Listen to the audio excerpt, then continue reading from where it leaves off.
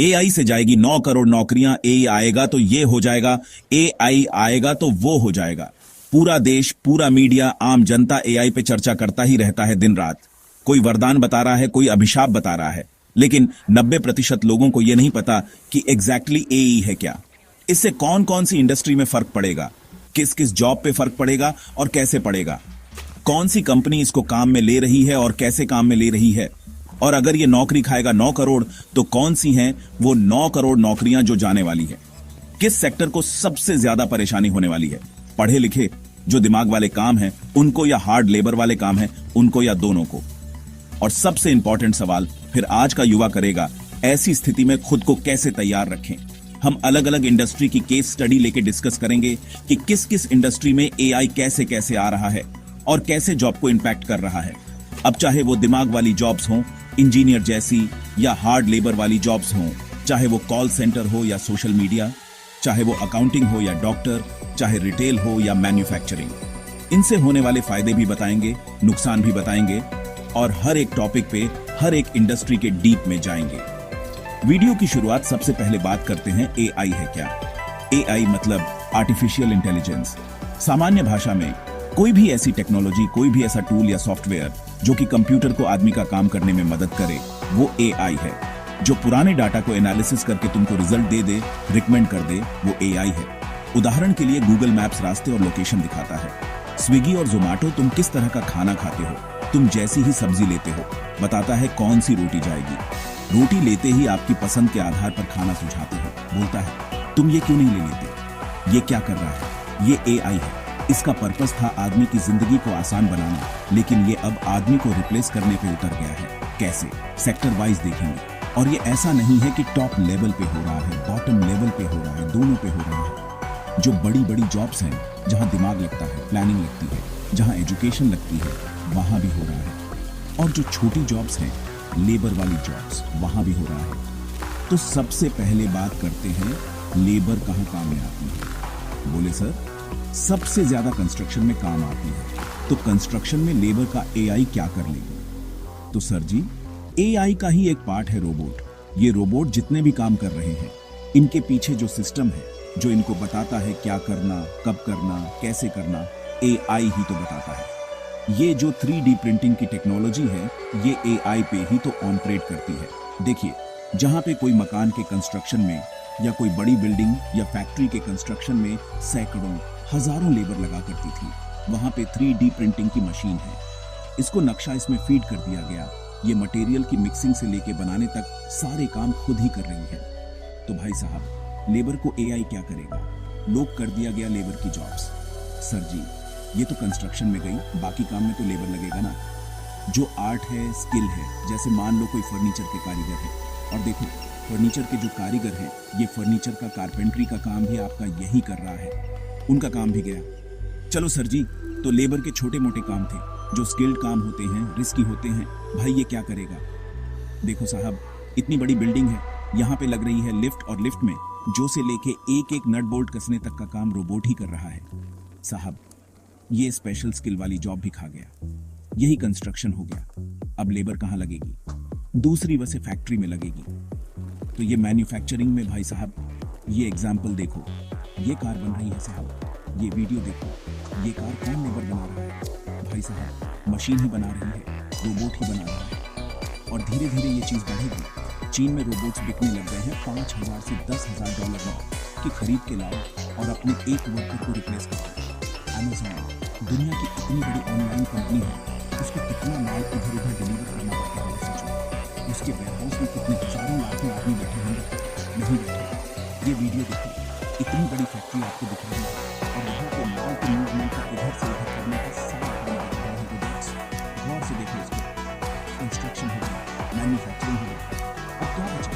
बोले सर, ये बाकी छोटे मोटे रेस्टोरेंट में, तो भाई साहब, ये रोबोट खाना बना रहा है, और ये रोबोट खाना सेव भी कर रहा है।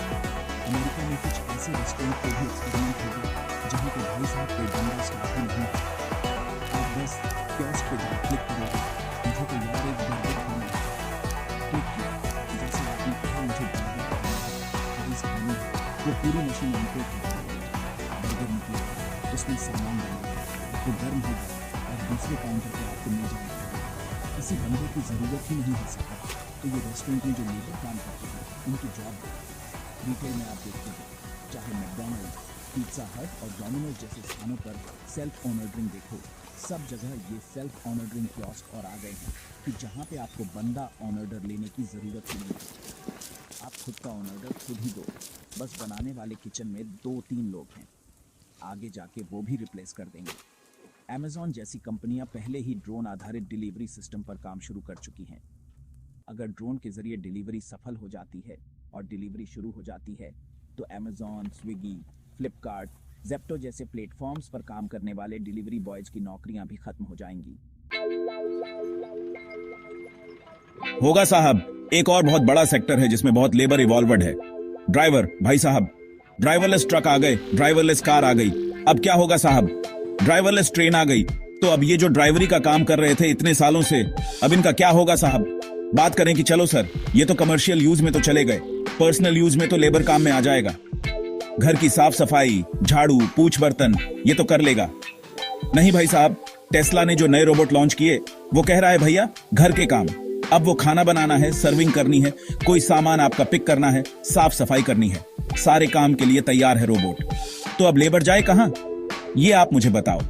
धीरे धीरे सब चीज रिप्लेस होगी, कहीं बहुत जल्दी, कहीं बहुत लेट, बट होगी तो सही। अब ये रिप्लेसमेंट हो क्यों रहा है? लोग भाग क्यों रोबोट के पीछे?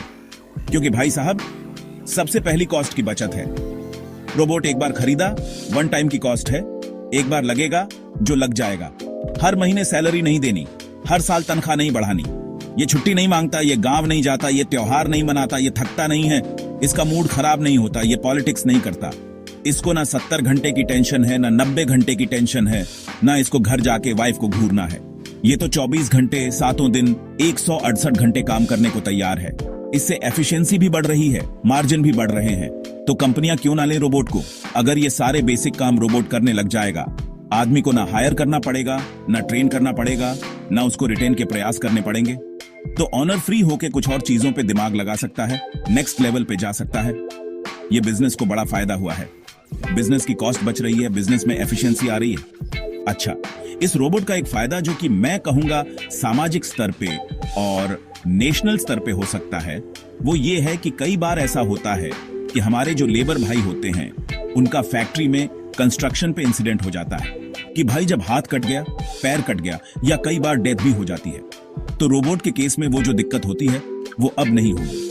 कई ऐसे टास्क हैं जहां पे आदमी इन्वॉल्व होता है और उसकी हेल्थ को रिस्क होता है। जैसे कई जगह माइनिंग है और वहां पे खदानों में जाना पड़ता है, गैस आती है, बीमारियां लगती हैं, कैंसर होता है, लंग्स को दिक्कत आती है। अब वो जगह जो रिस्की है, हेल्थ हजार्ड है, वहां पे रोबोट को भेज सकते हैं। इसके अलावा ये रोबोट को भाई साहब, हम जो जैसे सियाचिन में हमारे जवान पेट्रोलिंग करते हैं, जंगल में, रेगिस्तान में करते हैं, वहां पे अगर ये रोबोट डिप्लॉयड है तो वो नहीं झेलनी पड़ेगी। वॉर में अगर इनका यूज होने लग जाएगा, सेना के जवान शहीद होते हैं, वो नहीं होंगे। और इंडियन आर्मी इसको 26 जनवरी की परेड में रोबोटिक तकनीक को पेश कर चुकी है। अब ये तो हुए भाई साहब फायदे, लेकिन फिर इसके साथ जुड़े हैं बहुत सारे नुकसान। अगर इतने सारे रोबोट की आर्मी आ जाएगी तो मास अनएम्प्लॉयमेंट आ जाएगा, महाबेरोजगारी की समस्या आ जाएगी। और जो बंदा इस स्किल को सीख रहा है, सपोज वो रियल एस्टेट का काम सीख रहा है, कोई मशीन चलाना सीख रहा है, उसका तो स्किल सीखने का टाइम ही वेस्ट गया, पैसे वेस्ट गए। उसका भविष्य क्या है? तो बिजनेस का प्रॉफिट कुछ लोग, कुछ इंडस्ट्री, कुछ ही लोगों के बीच में सिमट के रह जाएगा। अमीर और अमीर होगा, गरीब और गरीब होगा, और आर्थिक असमानता की खाई बढ़ती जाएगी। ये तो बात हुई लेबर की। अब अपन बात करते हैं उन चीजों की जहां पे आपका दिमाग लगता है और जहां पे स्किल वाले लोग हैं। उन कुछ सेक्टर्स का नाम लेता हूं, फिर एक एक करके इन पे चर्चा करेंगे। अब हम बात करेंगे कॉल सेंटर पे इसका क्या इंपैक्ट पड़ा है, मैन्युफैक्चरिंग में क्या इंपैक्ट पड़ा है, इंजीनियरिंग जॉब्स पे क्या इफेक्ट पड़ा है, क्रिएटिव जॉब्स पे क्या फर्क पड़ा है, सोशल मीडिया की जॉब्स पे क्या फर्क पड़ा है, admin job, data entry job, medical profession, doctor profession, CA profession, architect profession, इन पे क्या फर्क पड़ा है, रिटेल में क्या फर्क पड़ा, गवर्नेंस में क्या फर्क पड़ा है। एक एक करके सभी सेक्टर पे करेंगे बात। पहला सेक्टर लेते हैं कॉल सेंटर। अब हर इंडस्ट्री समय के साथ बढ़ती है। जब हर इंडस्ट्री भाग रही है तो ये पीछे क्यों जा रही है? काम कम हो जाएगा क्या कॉल सेंटर का? नहीं, कॉल सेंटर का काम तो बढ़ेगा, कॉस्ट कम हो जाएगी। क्योंकि जहां पे कॉल सेंटर में आदमी बैठे हैं ना इनकी जगह ले लेंगे बॉट्स। 5 साल पहले तक की अगर बात करें तो जितने भी कस्टमर सर्विस रिलेटेड काम था 70% कॉल पे होता था और ये ह्यूमन लोग करते थे।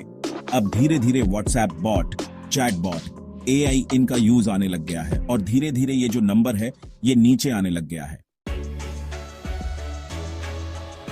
Well, let's talk about AI in delivery services. AI is revolutionizing how packages are delivered, making the process more efficient and reliable. From drones to autonomous delivery vehicles, the technology is reshaping logistics. Imagine getting your parcel delivered by a drone. It's not just faster, but also reduces the carbon footprint. And, AI algorithms optimize delivery routes, ensuring timely deliveries while minimizing fuel consumption. It's quite fascinating how AI is transforming this industry, isn't it? Now let's move on to AI in driving and personal services. Self-driving cars are no longer a thing of the future. They're here, and they're making our roads safer. AI systems can process vast amounts of data from sensors and cameras to navigate complex traffic situations. And it's not just about driving. AI is also enhancing personal services like virtual assistants. These assistants can manage our schedules, control smart home devices, and even provide companionship. It's amazing how AI is making our lives easier and more convenient, don't you think? Artificial intelligence is revolutionizing the way businesses operate. From automating routine tasks to providing deep insights through data analysis, AI is enhancing efficiency and productivity. It helps companies save time and resources, allowing them to focus on innovation and growth. Moreover, AI-driven tools can improve customer experiences by offering personalized recommendations and support. In essence, AI is becoming an indispensable asset for businesses aiming to stay competitive in today's fast-paced market. The rise of AI also brings significant social and economic changes. On the one hand, AI can help solve complex problems, improve healthcare, and create new job opportunities. On the other hand, it can disrupt traditional industries and lead to job displacement. It's crucial for policymakers, businesses, and individuals to work together to ensure that the benefits of AI are widely shared. By investing in education and reskilling programs, we can prepare the workforce for the jobs of the future and mitigate potential negative impacts. AI is not just limited to automating low-skilled tasks. It is also making inroads into skilled professions.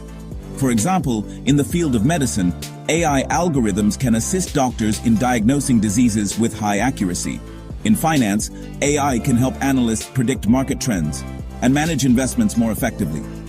While AI can augment human capabilities, it is essential to remember that it is a tool to assist, not replace, skilled professionals. The collaboration between humans and AI can lead to unprecedented advancements and innovations. Call centers are increasingly adopting AI to enhance customer service. AI-powered chatbots and virtual assistants can handle a large volume of inquiries, providing quick and accurate responses. This not only improves customer satisfaction, but also allows human agents to focus on more complex issues that require a personal touch. Additionally, AI can analyze customer interactions to provide insights that help improve service quality. By integrating AI, call centers can operate more efficiently and effectively, benefiting both customers and businesses. मैं एक example से बताता हूं। 7 साल पहले HDFC bank ने EVA electronic virtual assistant का उपयोग शुरू किया था, लेकिन यह जटिल समस्याओं को हल करने में सक्षम नहीं था। ऐसी स्थिति में ग्राहकों को कस्टमर सर्विस से बात करनी पड़ती थी। अब EVA जटिल जानकारियां भी उपलब्ध कराने में सक्षम है, जैसे क्रेडिट कार्ड स्टेटमेंट साझा करना। अगर कोई जानकारी निकालनी हो तो वह उपलब्ध कराती है। अगर कोई कार्ड डाइवर्ट हो जाए तो उसे ब्लॉक कर देती है, चेक बुक जारी करती है, फिक्स्ड डिपॉजिट बुक करती है। यह एक चैटबॉट है। HDFC बैंक कहता है कि हमने अपने ग्राहकों से बात करने के 4 तरीके बनाए हैं: ब्रांच में आकर काम करवाना, वेबसाइट पर टाइप करके काम करना, व्हाट्सएप पर टैप करके काम करना, कस्टमर सर्विस से कॉल करके बात करना। पहले क्या होता था, लोग या तो ब्रांच आते थे या फिर कॉल सेंटर पर बात करते थे। काम हो जाता था, लेकिन आज की स्थिति में देखा जाए तो अधिकतर चीजें टैप और टाइप पर शिफ्ट हो गई हैं। इसके कारण काम की जरूरतें आधी हो गई हैं। भैया, जनरेशन का योगदान जैसे अगर मेरी मां को जोमेटो से कोई समस्या हो तो वह चाहेंगी कि मैं सीधे फोन करूं और दीपिंदर गोयल, जोमेटो के मालिक, कॉल उठाकर कहें, बेटा बताओ ये समस्या हल हो गई है। यानी वे सीधे मालिक से बात करना चाहती हैं। लेकिन मेरी मां का बेटा युवा पीढ़ी कॉल करने में दिलचस्पी नहीं रखता। वह चाहेगा कि व्हाट्सएप या वेबकिट पर टैप करके ही समस्या हल हो जाए। मैं एक और एग्जाम्पल देता हूं। पहले वोल्टस में केवल 5% व्यापार चैटबॉट के माध्यम से होता था, लेकिन अब यह बढ़कर 50% हो गया है। पैनासोनिक 40% व्यापार चैटबॉट का उपयोग करके संभालता है। यहां वे डेमो प्रदान करते हैं जो डिजाइन और फीचर्स से लेकर इंस्टॉलेशन और कस्टमर सर्विस तक सब कुछ कवर करता है। के कृथिवासन, जो टीसीएस के सीईओ हैं, वो कहते हैं कि यार देखो, आने वाले टाइम में कॉल सेंटर की जरूरत ही क्या है, कर लेना चैटबॉट काम। ये टीसीएस का सीईओ कह रहा है। अब इसका इंपैक्ट क्या होने वाला है साहब? ग्लोबली कॉल सेंटर इंडस्ट्री में 12 मिलियन लोग नौकरी करते हैं और उसमें से इंडिया में 1 मिलियन यानी 10 लाख लोग नौकरी करते हैं। अब इनका क्या होगा भाई साहब? हेड काउंट रिडक्शन की मैं परसेंटेज में बात करता हूं। 2024 में 5% संख्या कम हुई आदमियों की, चैटबॉट बढ़ा। 2025 में एक्सपेक्टेशन है 6% कम करेंगे। 2027 में एक्सपेक्टेशन है 8% कम करेंगे। यानी आने वाले 3 साल में 20% जो काम करने वाले हैं वो निबट जाएंगे। यानी सिर्फ कॉल सेंटर कंसल्टर में 2 लाख लोगों की नौकरियां सदा सदा के लिए खत्म हो जाएगी। ये 4 साल की बात है। 10 साल बाद जाने क्या होगा। एक स्वीडिश फिनटेक कंपनी है क्लारना करके, वो बोलता है कि सर, हमने हमारा सारा काम चैटबॉट के भरोसे छोड़ दिया। कॉल सेंटर में एक भी आदमी नहीं रखा। हमारा जो क्वेरी रेजोल्यूशन 11 मिनट में होता था, अब वो मात्र 2 मिनट में होने लग गया और 700 आदमियों का काम हमारा एआई कर रहा है। तो पिछले साल ने कोई नई हायरिंग की नहीं और अगले साल करने की जरूरत ही नहीं है। सीईओ ट्वीट करता है कि मुझे तो लगता है मेरा काम भी यही कर लेगा, मैं करूं ही क्या। अब कंपनियां कॉल सेंटर में ह्यूमन की जगह एआई बट क्यों ला रही हैं? सिंपल सा कारण है, मैंने पहले ही बताया आपको। एक तो कॉस्ट की 25,000 से 30,000 का आदमी मिलता है महीने में, 1,000 कॉल करता है, यानी एक कॉल की कॉस्टिंग 5 से 10 रुपये आती है। बट यही काम 3 से 5 रुपये में कर रहा है। प्लस एफिशिएंसी की बात, कॉल सेंटर पे इतने आदमी हायर करो, फिर उनको ट्रेन करो, फिर वह छोड़ के जाएंगे, फिर वह पॉलिटिक्स है, फिर वो छुट्टी मांगेंगे, फिर वह थक जाएंगे, स्ट्रेस हो जाएगा, वर्क लाइफ बैलेंस होगा, हो गया पूरा गेम ही ओवर। बोले वोट आ गया, तुम जाओ, तुमको जो करना है हम कर लेंगे काम। और वैसे भी कॉल सेंटर अगर गौर से देखो तो किसी भी कंपनी के लिए कॉल सेंटर खर्चा ही तो है। कॉल सेंटर से कमाई तो कहां होती है? माल तो बिक चुका, पैसे तो आ चुके, तो जो माल जिनको बेच चुका है उनको सर्विस ही तो देनी है। तो वो जितने कम में हो उतना बढ़िया है ना। अगर सर्विस पे 10 करोड़ लग रहे थे, आज तक 6 करोड़ में हो तो दिक्कत क्या है? मार्जिन बचेगा। तो हर कंपनी इस कॉस्ट को कम करने में लगी हुई है। अच्छा, यूजर को भी इससे बहुत बेनिफिट हो रहा है। यूजर कह रहा है, भाई साहब पहले तो कहते थे कॉल सेंटर बंद है साहब, 7 बजे बाद बात नहीं होगी, 6 बजे बात नहीं होगी। अब तो बैठा है बोट, रात को 2 बजे कर ले भाई, दिवाली के दिन रात को 8 बजे कर ले, कौन मना कर रहा है? इसकी प्रॉब्लम क्या होने वाली है? वर्ल्ड लेवल में 1 करोड़ 20 लाख लोग हैं। अगर 10 साल में 50% भी ह्यूमन की रिक्वायरमेंट कम हो गई तो 60 लाख लोगों की नौकरी जाएगी। उसमें से इंडिया में 5 लाख लोगों की नौकरी जाएगी। क्या होगा उसका? ये 60 लाख लोग वर्ल्ड में कमाते थे पैसा, इकॉनमी में घूमता था। अब ये पैसा घूम के कुछ कंपनियों की जेब में इकट्ठा हो जाएगा। एक प्रॉब्लम और है इसमें, साइबर फ्रॉड हो सकते हैं। कमजोर आदमी भरोसे फ्रॉड नहीं होता या कम होता है। यहां पे अगर किसी को कोई ग्लिच समझ में आ गया किसी टैकी को, तो ये बट को कब्जे में लेके फ्रॉड बहुत बड़ा कर सकता है। डेटा सिक्योरिटी भी आदमी भरोसे तो थोड़ा कंट्रोल कर सकते हैं। चैटबॉट भरोसे कुछ लीक हो गया तो पूरा ही, या बैंक्स के केस में जहां पैसा पड़ा है, कल को लोन बांट दे जरूरत से ज्यादा। भाई किसी बंदे की 1 लाख की लिमिट होनी चाहिए, बोट में बग आ गया, 1 करोड़ का लोन दे दिया, फिर तो ये कुछ प्रॉब्लम्स हो सकती है, लेकिन धीरे धीरे इसका भी सॉल्यूशन निकलेगा शायद। अब second the most important thing, जिसने सब कुछ चालू किया उसी पे आ गया। एनवीडिया के सीईओ जेनसन हुआंग का कहना है, भाई साहब कोडिंग इज डेड। अपने बच्चे को कोडिंग मत सिखाओ, कोडिंग सिर्फ इंजीनियर करेंगे, ऐसा किसने कहा? अपने बच्चे को इंग्लिश सिखा दो, वो मुंह से बोलेगा मुझे ऐसा ऐसा बनाना है, या वो टाइप कर दे ऐसा ऐसा चाहिए, वो अपने आप बन जाएगा। अब तो बच्चा बच्चा प्रोग्रामर है, अंग्रेजी आनी चाहिए, टाइप करेगा, एआई बना देगा। क्या करोगे कोड का?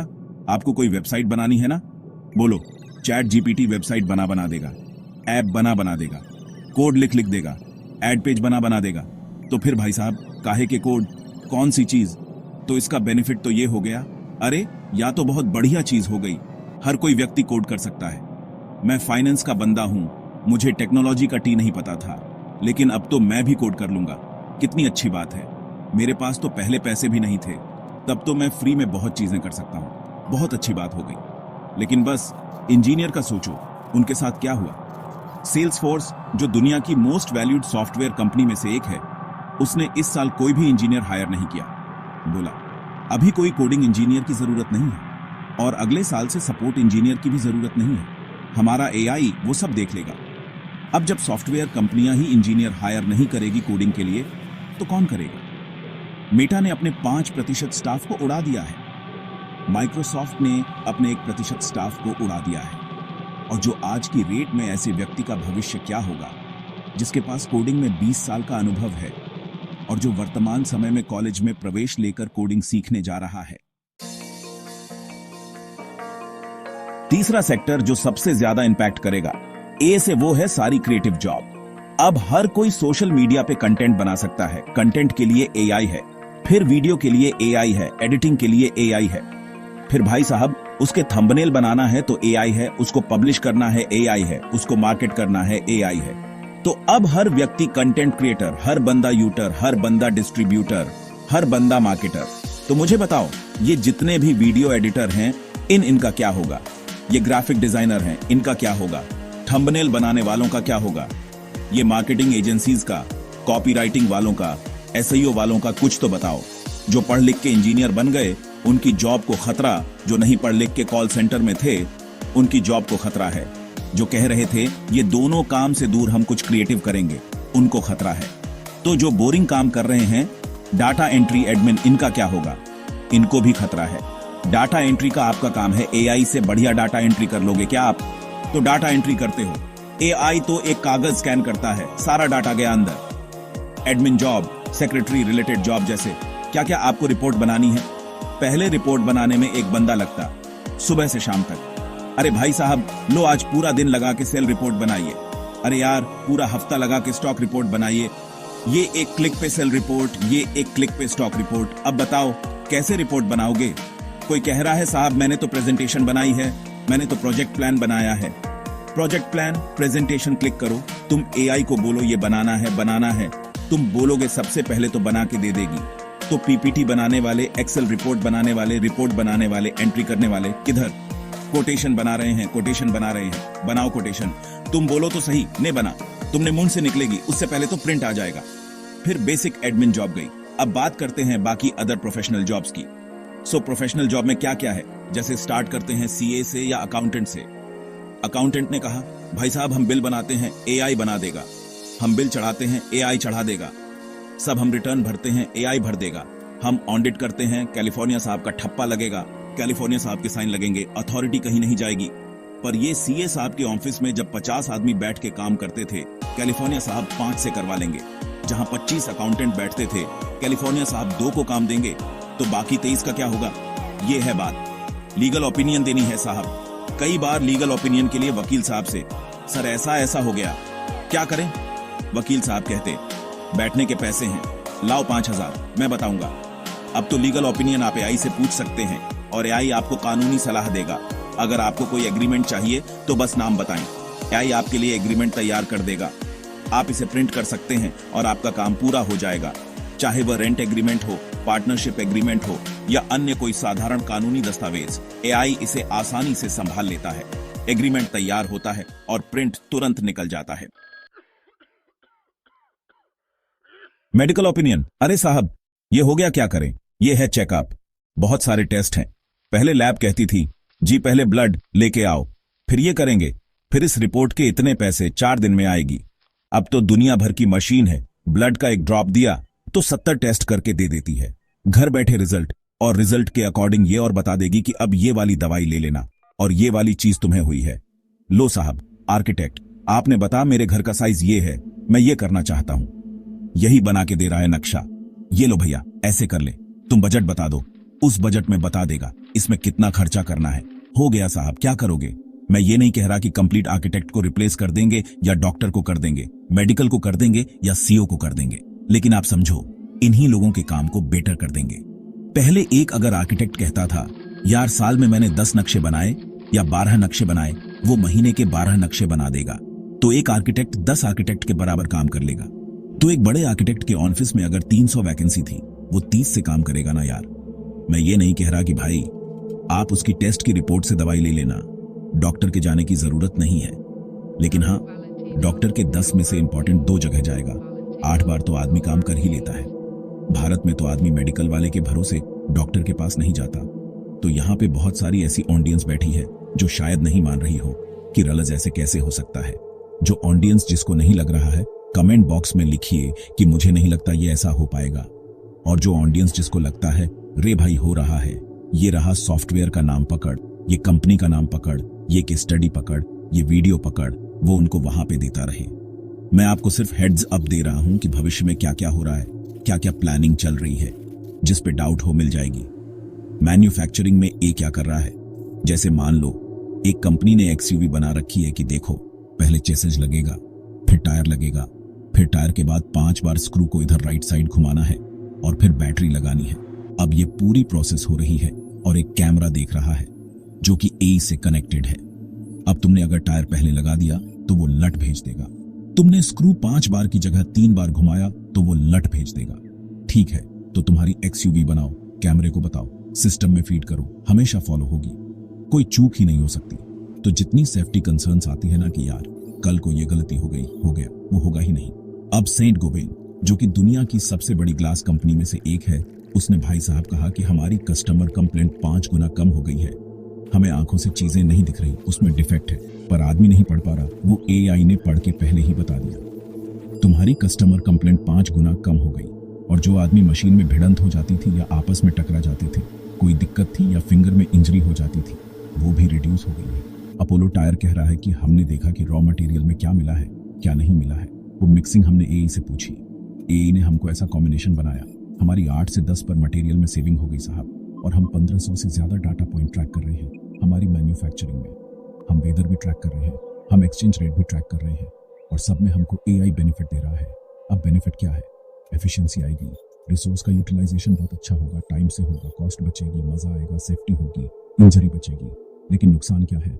सुपरवाइजर की नौकरी का क्या, क्वालिटी वाले की नौकरी का क्या, एक्चुअल लेबर जो काम कर रही है उसका क्या, रिटेल में कैसे फायदा होता है?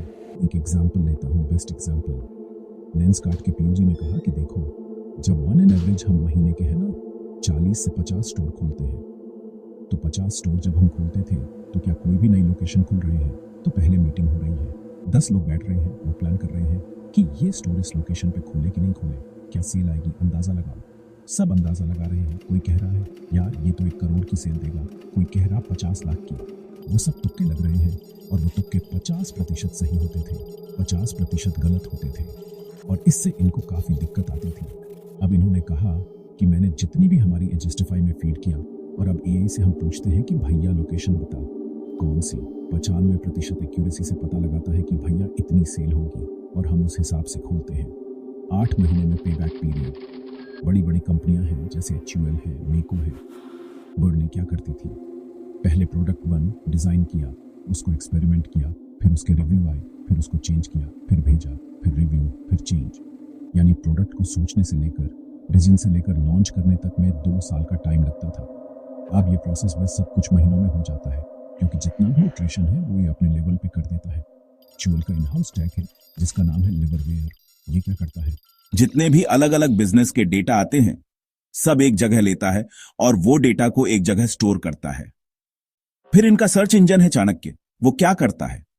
वो डाटा निकाल के इनको बताता है कि अब तुम्हें क्या करना चाहिए।